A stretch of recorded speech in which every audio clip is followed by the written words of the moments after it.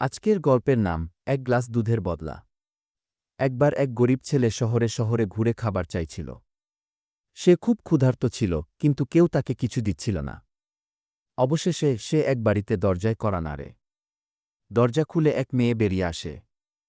সে লজ্জায় এবং ভীত গলায় জিজ্ঞাসা করে, দয়া করে আমাকে একটু পানি খেতে দেবেন?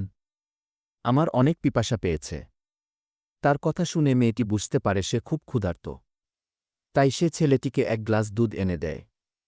ছেলে দুধ খেয়ে বলে, আপনি আমাকে অনেক উপকার করলেন। আল্লাহ আপনাকে এর উত্তম প্রতিদান দান করবেন।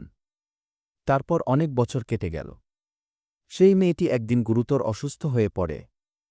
অনেক ডাক্তার দেখিয়েছে, কিন্তু কোনো কাজ হচ্ছিল না। অবশেষে এক বড় শহরের হাসপাতালে নিয়ে যাওয়া হয়। সেখানে একজন অনেক বড় ডাক্তার তার চিকিৎসা করেন। তারপর কিছুদিন চিকিৎসার পর মেয়েটি সুস্থ হয়ে ওঠে। কিন্তু সে চিন্তিত ছিল হাসপাতালের বিশাল বিল নিয়ে।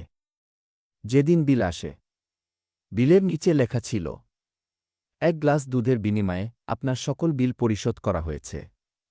ডাক্তার মোহাম্মদ আবদুল্লাহ সেই ছোট ছেলেটি। তাই আমরা এই গল্প থেকে শিখলাম, ভালো কাজ কখনোই বৃথা যায় না।